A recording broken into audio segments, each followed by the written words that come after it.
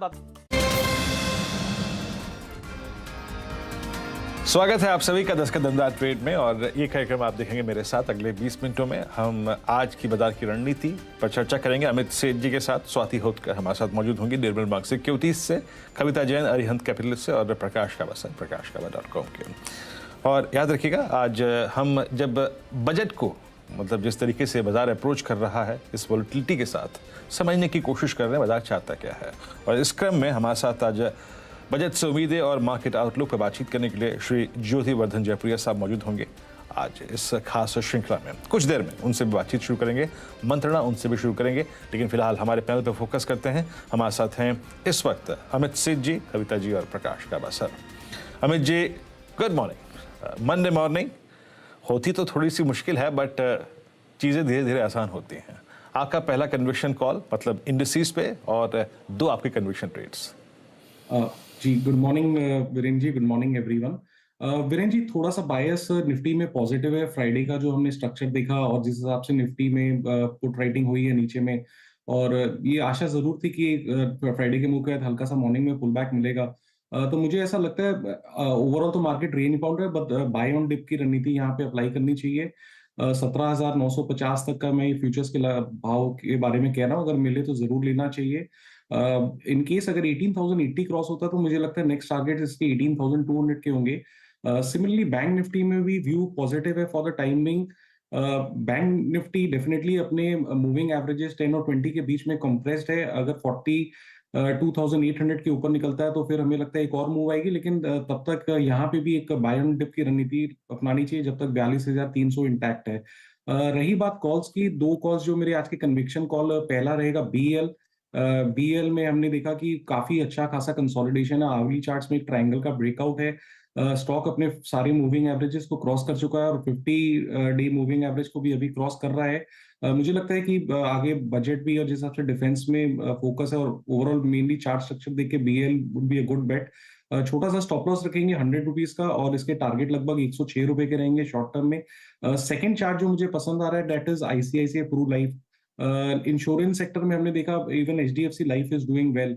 ICIC Pru Life का अगर हम स्ट्रक्चर देखें तो इसने एक अच्छा सा राउंडिंग बॉटम बेस बनाया है। 10 और 20 डे का मूविंग एवरेज का यहाँ पे क्रॉसओवर है। स्टॉक ने रेजिस्टेंस लिया था अपने 50 डेमा पे, एक बेस बनाया वापस 10 और 20 पे, और आज आईसीआईसीआई प्रू लाइफ अपने 50 डेमा को क्रॉस कर रहा है। तो इसे बाय करें। स्टॉप लॉस रखेंगे 469 का, और टारगेट्स लगभग इसके रहेंगे 490 रुपए के। ओके, आईसीआईसीआई प्रू और बीएल, ये दो आपके कन्विक्शन ट्रेड्स हैं जिसके जरिए आप आज की तेजी खोलेंगे, और इंडिसेस पे आपका बायस पॉजिटिव है और आपको डिप्स बाय करने हैं अमित जी के मुताबिक। ओके, ये अमित जी के दो ट्रेड हो गए। कविता जी, आप इस वक्त क्या दो ट्रेड्स ग्रैब करेंगी? अब तो आपके पास अच्छा खासा डेटा भी है, आपके पास 45 मिनट के स्टैट्स हैं। क्या लॉन्ग करने का मन कर रहा है आपको और क्या शॉर्ट करने का? सो वीरेंद्र जी, इस सेशन के पहले ही आप डिस्कस किए बीईएल जो वापस रिपीट हुआ। सिमिलरली डिफेंस में ही आप देखिए HAL is also looking very good. So HAL counter अभी फिलहाल आप लुक आफ्टर करें तो एक अच्छी पोजीशनिंग बनी है। मुझे लगता है लिटिल डिप्स पर इसे बाय करने की कोशिश करना चाहिए। अपसाइड मुझे लगता है 2514 2530 के टारगेट्स की तरफ Hindustan aeronautics can move. Stop loss जो मेंटेन करना चाहिए वो 2470 का करना चाहिए। सो फ्रॉम डिफेंस एचएएल एक अच्छा मूव दिखाते हुए दिख रहा है। मॉर्निंग में हम बैंक ऑफ बड़ौदा आपके साथ डिस्कस किए थे, वहां एक बाय ट्रेड हम फर्दर एक्सटेंड कर रहे हैं। एज ऑफ नाउ मुझे एक अनादर काउंटर जो अच्छा लग रहा है वो Radico Khaitan is looking good from the cash counter. आप देखें सो कैश में अगर आप रेडिको खैतान देखें 1081 के लेवल्स पर है। मुझे लगता है 1088 1095 के लेवल्स के लिए रेडिको खैतान पर एक पोजीशनिंग की जा सकती है। 1072 का एक स्टॉप लॉस मेंटेन करना चाहिए। ओके, आपके दो ट्रेड्स हो गए, एक हो गया उसमें से रेडिको खैतान। गजब, आज आपने रेडिको खैतान को अगर आप देखें शामिल किया अपनी कॉल में, कैश कॉल में। यस, टेक्निकली अगर आप देखें बिहेवियर ठीक ठाक है इसका, इसको कुछ देर बाद डिस्कस दोबारा करेंगे। But Swati, good morning. आपके दो कन्विक्शन कॉल्स इस वक्त के? यस, मेरे फर्स्ट कन्विक्शन कॉल एक है जो कि बाय बाय पे है एक्साइड इंडस्ट्री पे। एक्साइड का अगर हम लोग चार्ट देखें तो काफी लास्ट 3 दिनों से कंसोलिडेशन फेज में था, 20 डीएमए के ऊपर वेल ट्रेड हो रहा है। आज भी उसने दिखा तो मोमेंटम पॉजिटिव है, वॉल्यूम्स डिसेंट है। आई बिलीव इसमें 185 का ब्रेकआउट लेवल है, आज इंट्राडे टच करके आ गए। Since risk reward ratio current levels पे फेवरेबल है तो you can take a buy call. Currently stock is trading at 183 rupees. Take a buy call at current market price. Stop loss रखिएगा 180 का। I believe इसमें potential 190 192 के levels test करने की। Second by call मेरा sell side है जो कि अडानी एंटरप्राइज पे। अडानी एंटरप्राइज का अगर आप चार्ट देखोगे वीकली या मंथली थोड़ा अभी बेरिश हो गया है, तो इसमें मुझे लगता है कि प्रॉफिट बुकिंग हमें देखने मिल सकता है ये पर्टिकुलर स्टॉक्स में, which might take a stocks towards to 3600 3580 के रेंज तक यहाँ पे हम लोग प्रॉफिट बुकिंग देखने मिल सकता है। तो अडानी एंटरप्राइज करंट लेवल पे शॉर्ट जाइएगा, स्ट्रिक्ट स्टॉप लॉस रखिएगा 3710 का और immediate target of 3600 and 3580 levels on the downside. Adani enterprises आपका सर है 3667 पे। मीनवाइल जरा एक बार आप निफ्टी आईटी लेके आइए। निफ्टी आईटी की प्लेसमेंट देखिए। निफ्टी आईटी अब आपकी स्क्रीन पर आप देखें 163 अंक ऊपर अच्छी तेजी लेकर ट्रेड करता हुआ डे हाई की ट्रेजेक्टरी में फिर आता हुआ, मतलब जो मॉर्निंग में लगभग 9:43 9:45 के आसपास एक हाई लगा था उसको रिविजिट करने की कोशिश करता हुआ। अमित जी, मैं इससे पहले कि प्रकाश सर के पास जाऊं फॉर 2 ट्रेड्स के लिए जाऊं, उससे पहले जरा प्लीज एक बार देखिएगा निफ्टी आईटी मोटा मोटी 3-4 बड़े नतीजे आने के बाद अब it's all about mid cap IT, कुछ बचा भी नहीं है, इस पूरे जोन को बाइसेक्ट करने की कोशिश कर रहा है, जो कि 16 दिसंबर से लेकर अब तक इसने बाइसेक्ट नहीं किया। वो बाइसेक्ट होता हुआ पिछली बार की तेजी में और इस बार की तेजी में ये अंतर है कि हम अर्निंग सीजन मतलब बड़ी आईटी कंपनियों का देख चुके हैं और अब सारे एवरेजेस के ऊपर ट्रेड करता हुआ living 200 day exponential moving average जो कि प्लेस्ड है 29,550 पे। आपका व्यू निफ्टी आईटी पे इस वक्त? जी वीरेंद्र जी, अगर निफ्टी आईटी का हम स्ट्रक्चर देखें और 6 जनवरी की अगर कैंडल पे ध्यान दिया जाए तो that was a bear trap. इसमें सारे वीक हैंड्स शेक आउट हो गए। सिमिलरली एचसीएल टेक के स्ट्रक्चर को देखें, टीसीएस के स्ट्रक्चर को देखें, इन सब चार्ट्स में एक बेयर ट्रैप बना था। एक कैंडल ने सबको ट्रैप किया था, अगले ही दिन गैप अप होके उससे भी बड़ी कैंडल में एक मेकअप किया। तो मुझे लगता है वीक हैंड्स यहाँ पे निकाल दिए गए हैं और निफ्टी आईटी में मुझे लगता है एक higher low is in place. Structure देख के जब तक 28,300 तक के लेवल्स इंटैक्ट है, मुझे लगता है निफ्टी आईटी में एक हायर लो बना है।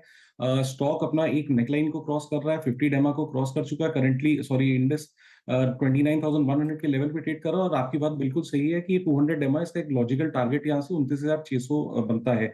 ओवरऑल भी मुझे लगता है कि अगर ये हायर लो सस्टेन करता है तो यहाँ से आशा करते हैं, टेक्निकल स्ट्रक्चर देखते हैं कि आगे जाके series of higher high higher lows बनेंगे निफ्टी आईटी और इसके कंपोनेंट्स में। तो फॉर कोई भी अगर स्विंग ट्रेडिंग कर रहा है तो उसकी नजर आने वाले दिनों में निफ्टी आईटी और उसके कंपोनेंट्स पे नजर रखनी चाहिए। एक अच्छी opportunity, trading opportunities on buy on dips हमें इस सेक्टर में आगे चल के मिल सकती है।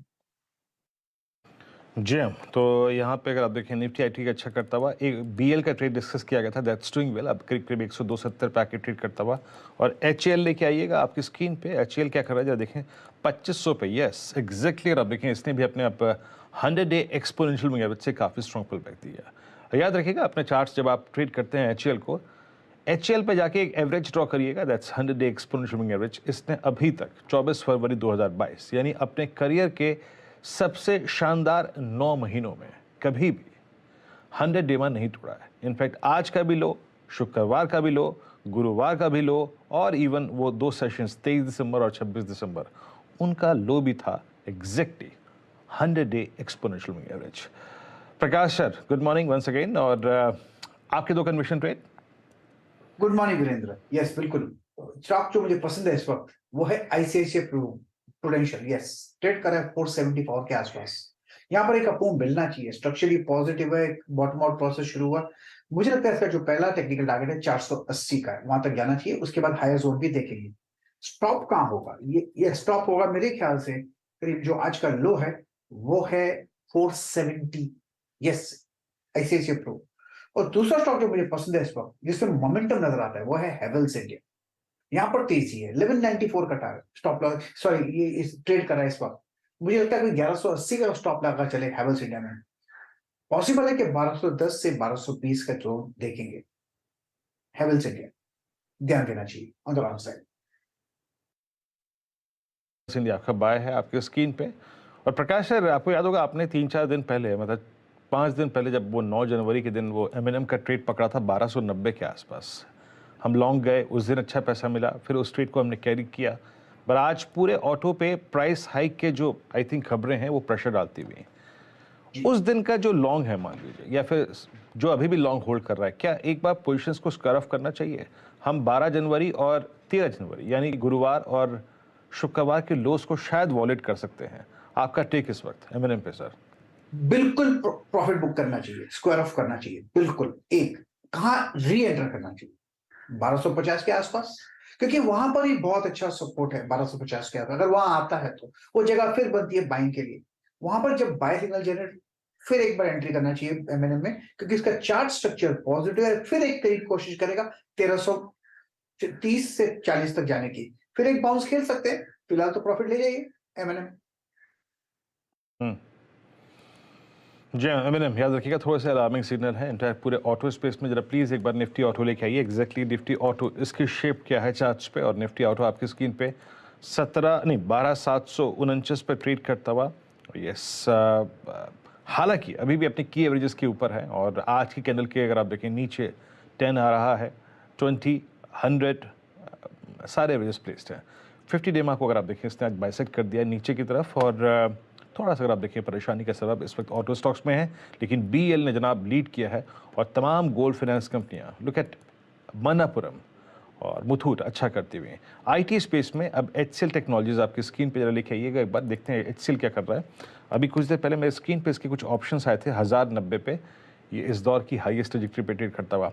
एक बात मैं डिस्कस करना चाहूँगा आपसे अमित, HCL के लिए वो गैप 9 दिसंबर और 8 दिसंबर के बीच में, जब इन्होंने अपनी अर्निंग्स को अगर आप देखें, सॉरी अर्निंग्स कह रहा हूँ मैं, आउटलुक पे थोड़ा सा परिवर्तन किया था, उसको ट्रिम किया था, उस दिन का वो गैप फिल हो रहा है। इसके मीनिंग क्या है as a trader? Viren ji, generally gap is taken as a resistance, but यहाँ पे जैसा हम मोमेंटम देख रहे हैं, मुझे लगता है ये गैप फिल डेफिनेटली होगा। हो सकता है उसके बाद स्टॉक थोड़ा सा साइडवेज कंसोलिडेशन करे, लेकिन स्ट्रक्चर पॉजिटिव है। मुझे लगता है गैप फिल करके हल्का सा कंसोलिडेशन करके ये स्टॉक भी ऊपर की तरफ जा रहा है। इस स्टॉक में भी हमने देखे, जिस दिन का वो न्यूज आया था जिसकी आप जिक्र कर रहे हैं 9 दिसंबर का, जिसमें एक बहुत गैप डाउन हुआ था और एक बहुत बड़ी बेरिश कैंडल बनी थी। There was no follow up selling, उस कैंडल का कोई भी फॉलो अप सेलिंग नहीं था। तो वहीं से ये क्लू दे रहा था कि अब यहाँ पे एक बेस फॉर्मेशन बनेगा। स्टॉक ने अपने 200 EMA पे अच्छे से बेस बनाया। 10 और 20 डे मूविंग एवरेज का ऑलरेडी क्रॉसओवर इन प्लेस है। स्ट्रेट लाइन की तरह तो नहीं आशा करता ऊपर जाएगा, लेकिन मुझे लगता है कि यहाँ पे कंसोलिडेट करके स्टॉक में हम आगे चल के हायर टारगेट्स देखेंगे। लगभग 1150 से 1160 के मेरे टारगेट्स हैं, as long as positionally 1170 intact रहता है यहाँ पे।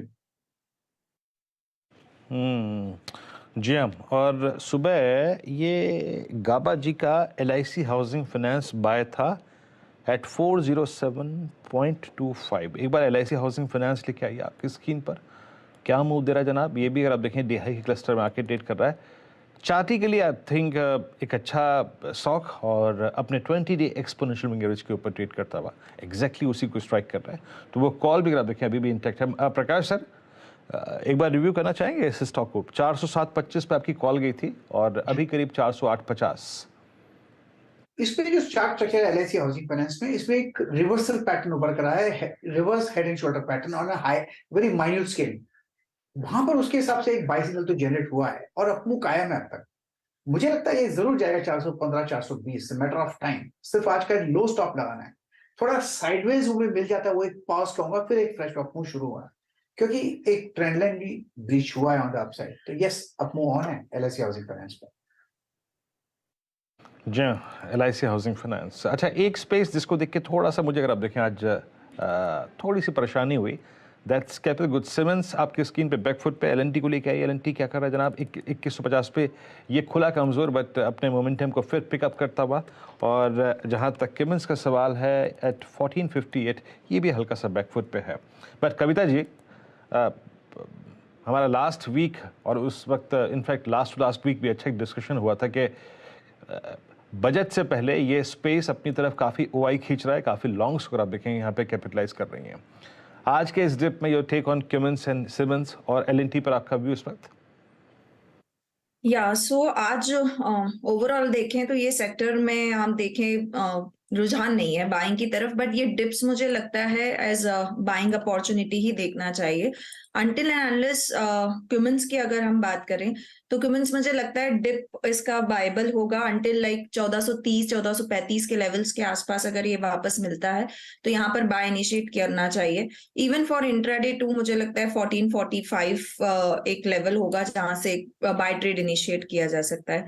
सो क्यूमेंस काफी स्ट्रॉन्ग है इस पर्टिकुलर स्पेस में, तो आई थिंक बाय करना चाहिए डिप्स पर जो ये डिप अभी मिला है। जी हाँ, कमेंट्स अगर आप देखें डिप्स पे बाय करना चाहिए। हैवेल्स आपकी स्क्रीन पे आप देखें जो प्रकाश सर की कॉल थी काफ़ी अच्छा करती हुई और बैकफुट पे आ चुका है आपका पूरा का पूरा मेटल स्पेस। ये सुबह एक तेज़ी थी लेकिन वो सिंक होती हुई। और MCX आपकी स्क्रीन पे मैं अभी कुछ लूजर्स की बात कर रहा हूँ, कॉल लेक कर रहा हूँ। MCX एक बहुत वाइल्ड स्विंग के बाद शुक्रवार के आज थोड़ा सा बैकफुट पे आता हुआ, जिसे कहते हैं ना, मैं थोड़े लॉन्ग्स जो हैं वो प्रॉफिट्स को जो है वो कैश में कन्वर्ट करते हुए एक बार और एक दो स्टॉक्स जो कि थोड़ा सा बैकफुट पे है, जो थोड़ा सा आपको सचेत होना चाहिए। Let's bring Apollo tyres. एक सेकेंड, अपोलो टायर्स आपकी स्क्रीन पे जरा प्लीज़ डायरेक्टर साहब लेके आएंगे। आई थिंक मेरी कुछ कोड्स में दिक्कत है। अपोलो टायर्स ज़रा एक बार लेके आइएगा स्क्रीन पे। आज थोड़ा सा बैकफुट पे आता हुआ, यस 319.50 और ये आज फिर अगर आप देखें अपने जो इस दौर के एवरेजेस हैं 10-20, क्योंकि ये stock all time high trajectory में हल्का सा बैकफुट पे आकर ट्रेड करता हुआ। टायर स्टॉक्स का जिक्र किया तो प्लीज़ एक बार बालकृष्ण भी लेके आइए। बालकृष्ण क्या कर रहा है आपकी स्क्रीन पे, ये करीब करीब 2235 पे। अमित एक बार बालकृष्ण को देखेंगे आपकी स्क्रीन पर। ये वो अगस्त 2022 का एक सप्लाई जोन को पार करने की पूरी आई थिंक कोशिश कर रहा है, लेकिन सक्सीड नहीं हो पाया। एग्जैक्टली शुक्रवार को हुआ और आज भी होता हुआ। आपका इस पर व्यू क्या है इस वक्त अपोलो पे, ये बालकृष्ण पे? जी, स्ट्रक्चर वीरेंद्र जी काफी पॉजिटिव है। एक काफी लंबे अंडर परफॉर्मेंस के साथ बाद बालकृष्ण इंडस्ट्रीज ने पिछले कुछ दिनों से एक अच्छा पैटर्न बनाया है। Series of higher high high lows बने हैं। लेकिन अगर हम 1260 से लेके 2315 के लगभग देखें तो वहां पे एक गैप है। स्टॉक एग्जैक्टली वहीं पे रेजिस्टेंस ले रहा है। स्ट्रक्चर पॉजिटिव है। पुल बैक पे बाय करना चाहिए, लेकिन मुझे लगता है कुछ दिनों तक ये कंसोलिडेट करेगा and then it will be able to take out that resistance. Okay, चलिए, तो यहाँ पे अगर आप देखें स्टॉक स्पेसिफिक एक्शन और साथ ही साथ इंडिसेस पे अप्रोच पे बहुत बात हुई। अब एक काम करते हैं, वही जैसे कि मैंने आपको कहा था कि बजट को हमें कैसे अप्रोच करना चाहिए, बजट की वजह से उम्मीदें क्या हैं, ये सब चीज़ें बातचीत करने के लिए हमारे साथ श्री ज्योतिवर्धन जयपुरिया साहब आप जुड़ चुके हैं बातचीत करने के लिए। सर नमस्कार, कार्यक्रम में स्वागत है। हालांकि यूं तो इस साल का भी आधा महीना गुजर चुका है, लेकिन मेरी तरफ से, क्योंकि मैं आपसे 2023 में पहली बार आज मुखातिब हो रहा हूँ, नए वर्ष की सर आपको बहुत बहुत शुभकामनाएं।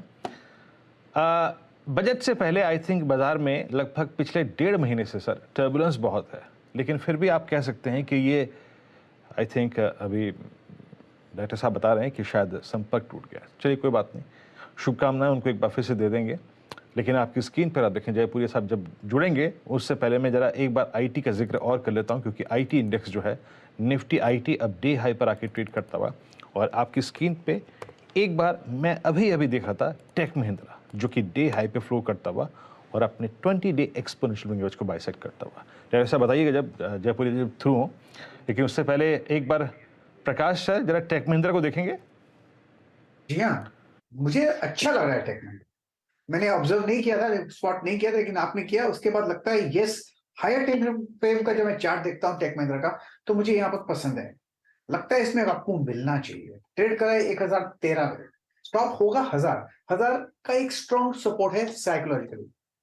क्या ये 1030 जा सकता है? बिल्कुल ऐसा लगता है, लेकिन उसे वक्त लगेगा, matter of time. But looks like Tech Mahindra अच्छा लगता है, गुड। टेक महिंद्रा कुछ लग रहा है, लेकिन आज की जो कॉल्स थे ना अब स्वाति जी की, अदानी इंटरप्राइजेस, अदानी को स्क्रीन पे लेके आइएगा। अदानी इंटरप्राइजेस इस वक्त अब एक सीरियस प्रॉफिट टेकिंग में जाता हुआ। दरअसल ओपनिंग स्ट्रांग हुई, लेकिन शॉर्टेस्ट मूविंग एवरेज 10 डेमा को बाइसेक्ट नहीं कर पाया। अब ये शुक्रवार की कैंडल के लो को वॉयलेट कर रहा है, और अगर आप शुक्रवार की कैंडल के लो को वॉयलेट करते हैं तो एक तर्कसंगत सपोर्ट अगर उसके बाद कोई आता है तो वो है शायद मेरे ख्याल से जहाँ तक स्पॉट का सवाल है वो आता है करीब करीब यहाँ से 3564 के जोन में। जहां पे इसका 100-डे एक्सपोनेंशियल मूविंग एवरेज है। एक सेकंड थॉट लेते हैं इस पे स्वाति जी, अब डे लो पर अदानी एंटरप्राइजेस। ये अडानी एंटरप्राइजेस मैंने शॉर्ट दिया था वीरू जी, बिकॉज उसमें एक नेगेटिव डाइवर्जेंस भी है। वीकली चार्ट पर आप देखोगे तो कंफर्म हुआ था नवंबर मंथ में। तो नेगेटिव डाइवर्जेंस जब भी आता है तो हमें over a period of time profit booking इसमें देखने मिल सकता है। अगर आप लास्ट 3 वीक का भी डेटा देखोगे तो lot of slow bottom formation में चल रहा था वीकली चार्ट पे। तो आई बिलीव यस इसमें और हमें प्रॉफिट बुक, कोई भी अगर उछाल भी आता है तो हम लोग ने देखा है कि 20 डीएमए तक जाता है, वहां से वापस हमें सेल ऑफ नजर आता है। तो इट्स सेल ऑन राइज ये पैटर्न में चल रहा है फिलहाल। तो काउंटर मुझे लगता है ये रैली हमें कंटिन्यूड होते हुए दिखेगी। जो भी प्रॉफिट बुकिंग के देख रहे हैं कैश में 3600 would be the first target, below that level 3580 के लेवल्स में देखती हूँ 2 से 3 दिनों के लिए। ओके चलिए, अब हमारा संपर्क दोबारा स्थापित हो चुका है ज्योति वर्धन जी के साथ। सर नमस्कार, मैं आपसे कुछ देर पहले भी आपसे जुड़ने की कोशिश कर रहा था, आपको नव वर्ष की शुभकामनाएं दे रहा था। नव वर्ष की शुभकामनाएं मेरी तरफ से सर, एक बार फिर से 2023 के लिए। ये बजट, शुक्रिया सर, शुक्रिया।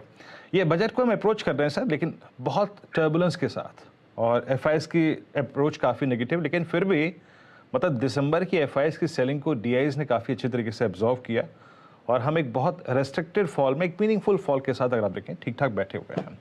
इवेंट सामने खड़ा हुआ है। ग्लोबल मार्केट्स को लास्ट 1.5-2 महीने में हमने अंडर परफॉर्म किया।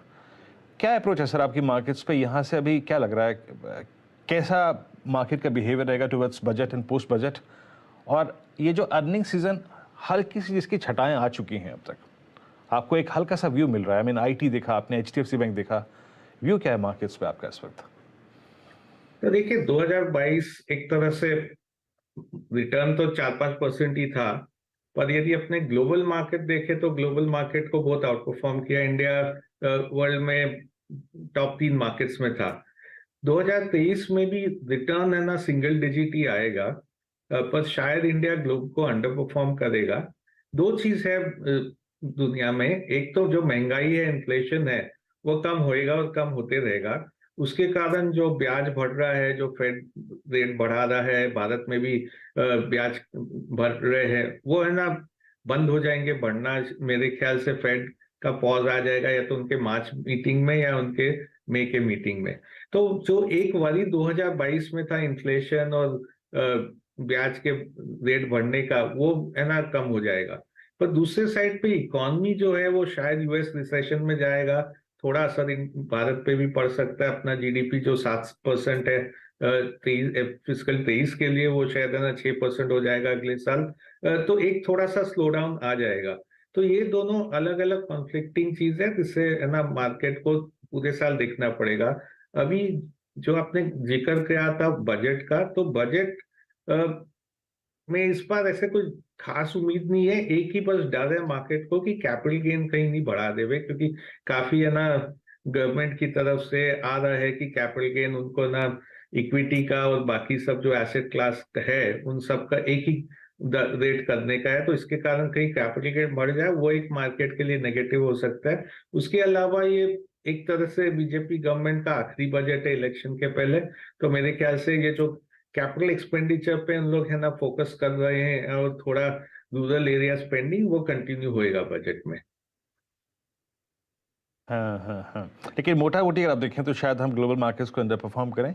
यानी थीम जयपुरिया सर इस बार यही है कि अगर कोई सब्सटेंशियल और मेगा डिप मिले तो उसको बाय करें, लेकिन बहुत चढ़ते हुए बहुत शार्प मूव्स पे बाइंग करना थोड़ा गलत रहेगा। और आपका प्रिफर्ड स्पेस क्या रहेगा इस वक्त बाइंग करने के लिए सर? क्योंकि हम देख रहे हैं कि कुछ स्पेसेस में प्राइस डैमेज बहुत हो चुका है, फॉर इंस्टेंस आईटी, और कुछ स्पेस जो कि ऑल टाइम हाई पे थे वहां पे नेगेटिव न्यूज फ्लो है। For instance auto price hacks दोबारा आ रहे हैं, मेटल प्राइसेस फिर काफी शार्प।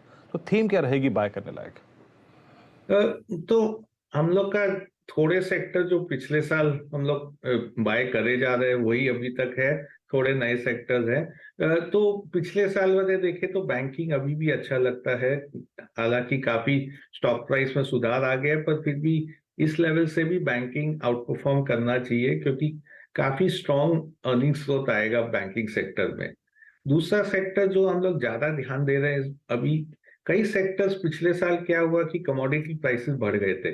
कमोडिटी प्राइसेस बढ़ने के कारण उनके ना सेल्स तो अच्छे आ रहे थे पर मार्जिन काफी नीचे हो गए थे क्योंकि अब्जॉर्ब नहीं कर सके इतने कमोडिटी प्राइसेस। तो इस साल वो सेक्टर्स में मार्जिन नॉर्मलाइजेशन हो जाएगा, मार्जिन फिर जो पिछले 2-3 साल में है वहां चले जाएंगे, तो इसलिए अर्निंग्स ग्रोथ काफी अच्छा आएगा। और कई सेक्टर इसमें स्टॉक्स अंडर परफॉर्म किए हैं, स्टॉक्स काफी गिर चुके हैं। तो एक दो नमूने दे दूं आपको, तो एक है इसमें सीमेंट। सीमेंट का लास्ट ईयर कॉस्ट इंक्रीज बहुत ज्यादा था और उसके कारण एबिडा जो है वो काफी नीचे हो गया था। इस साल एबिडा पर टन करीब 200 रुपया कॉस्ट सेविंग के कारण बढ़ जाएगा क्योंकि रॉ मटेरियल प्राइस नीचे आ रहा है। तो सीमेंट सेक्टर अच्छा करना चाहिए। दूसरा सेक्टर एक दे दे तो है सेरेमिक्स। तो जैसे टाइल कंपनीज में गैस सबसे बड़ा कॉस्ट, रॉ मटेरियल कॉस्ट होता है, गैस के प्राइसेस काफी बढ़ चुके थे, तो इस साल वापस से गैस के प्राइसेस नीचे आ रहे हैं तो उनके मार्जिन्स भी वापस अच्छे हो जाएंगे। तो ये दो सेक्टर है जहां थीम है पूरा रॉ मटेरियल कमोडिटी प्राइसेस गिरेगा तो क्या सेक्टर बेनिफिट करेंगे, तो ये सेक्टर हम लोग है ना अच्छा रहेगा इस साल। अच्छा सर, ये आपने सेरेमिक्स की बात करी आपने, कि capital goods last budget to this budget बहुत स्ट्रांग रहे और जैसे कि आपने कहा है कि सरकार का कैपेक्स पे जोर रहेगा क्योंकि कैपिटल गुड्स पे पैसा बना है और अभी भी कायम है, सिंक नहीं हुआ है कैपिटल गुड्स। इसमें कोई प्रॉफिट बुकिंग के व्यू या फिर इसको अभी होल्ड करें, कंटिन्यू टू होल्ड होगा ये? हम लोग को कैपिटल गुड्स अभी भी अच्छा लगता है। इसमें अपने को क्या याद रखना है कि 2003 से 2008 कैपिटल गुड्स सेक्टर में बहुत अच्छी अर्निंग्स की बढ़त आई और शेयर प्राइस की बढ़त आई थी। उसके बाद 2008 से अभी शेयर प्राइसेस तो कई के ना अभी भी नीचे है 2008 के लेवल से। तो उस हिसाब से एकदम एक तरह से बॉटम से ना अर्निंग्स चालू हुआ है इसका, तो 2-4 साल तक अर्निंग्स कायम रहना चाहिए। तो इन जनरल कैपिटल गुड्स अभी भी अच्छा लगता है। थोड़े उससे कंपनीज वहां पे है जो अभी काफी महंगे हो चुके हैं, तो वहां पे थोड़ा ना निवेशकों को देखना चाहिए, करेक्शन आए तो ही लेना चाहिए, पर अभी भी काफी अट्रैक्टिव अपॉर्चुनिटीज कैपिटल गुड्स में मिल सकती है। ओके अच्छा सर, एक और स्पेस जो कि शायद अब चर्चा का विषय बन चुका है, दैट्स गोल्ड। एंड गोल्ड से कोरिलेट करते हुए गोल्ड फाइनेंस कंपनियां, आई मीन मन्नपपुरम, मुथूट फाइनेंस और वो बैंक्स जिनका एक्सपोजर है गोल्ड लोन की तरफ काफ़ी, फॉर इंस्टेंस फेडरल बैंक। ये गोल्ड का मूव कितना आपको सस्टेनेबल लगता है? गोल्ड फाइनेंस कंपनीज पर आपका व्यू क्या है एनबीएफसीज की इस कैटेगरी में? क्योंकि हमने इन 2-3 स्टॉक्स को बहुत पेनफुल दौर से गुजरता हुआ देखा 2022 में। आपका व्यू इस स्पेस पे सर? तो इस गोल्ड फाइनेंस कंपनीज हम लोग को पहले बहुत अच्छे लगते थे, तो काफी हम लोग के पोर्टफोलियो में थे। उसमें एक ही अभी दिक्कत जो आ रही है कि हर एक बैंक भी अब गोल्ड फाइनेंस पे फोकस कर रहा है। तो कंपटीशन काफी बढ़ गया है। कोई भी सेक्टर में जहाँ पे कंपटीशन बढ़ जाता है तो वहां पे मार्जिन्स कम होने लग जाते हैं। और जैसे बैंक्स है वो तो काफी सस्ता देते हैं गोल्ड फाइनेंस जैसे ना अपने ये एनबीएफसी के कंपैरिजन में, तो उधर उनका वो कंपटीशन बढ़ रहा है और इसके कारण थोड़ा सा है ना डिमांड पे प्रेशर आ जाएगा कि भाई मार्केट शेयर है ना बैंक्स लेते जाएंगे। तो इसलिए इस बार हम लोग है ना इतना फोकस नहीं कर रहे हैं एनबीएफसी पे, ज्यादा फोकस कर रहे हैं थोड़े बैंक्स पे, जो ना बैंक्स ऐसे काफी हैं जो गोल्ड फाइनेंस पे फोकस कर रहे हैं। उनका कॉस्ट ऑफ फंड काफी लो होता है कंपेयर टू ये एनबीएफसी, तो वो है ना हम लोग बैंक्स के थ्रू खेल रहे हैं, हालांकि है ना एनबीएफसी के थ्रू खेले। ओके चलिए जयपुर सर, बहुत बहुत शुक्रिया। हालांकि आपसे जो ये बातचीत थी थोड़ी देर और चल सकती थी, लेकिन आज कुछ टेक्निकल ग्लिचेस के चलते अगर आप देखें आप काफ़ी देर से जुड़े, लेकिन फिर भी सर बहुत बहुत शुक्रिया। ये मंत्रणा बातचीत छोटी थी लेकिन फिर भी बहुत मीनिंगफुल रही और कोशिश करेंगे सर आपसे बजट के बाद उसके पश्चात आपसे एक बार फिर से बजट पर आपका व्यू लिया जाए। बहरहाल बाजार अगर आप देखें आपकी स्क्रीन पे 17,976 निफ्टी का स्तर, निफ्टी बैंक अगर आप देखें 42,556 और एक हल्का सा पुल बैक कुछ देर पहले अगर आप देखें आया था और लीड करता हुआ इस वक्त look at Nifty IT heading towards 200-day exponential moving average. एक ब्रेक। बहुत बहुत शुक्रिया अमित जी, प्रकाश जी, स्वाति जी और कविता जी आपका इस कार्यक्रम में शामिल होने के लिए, और आपसे अगली मुलाकात होगी आज कमाई का अड्डा में आशीष के साथ। तब तक के लिए नमस्कार। ब्रेक के बाद नीरज जी होंगे ट्रेडर्स हॉटलाइन लेके। नमस्कार।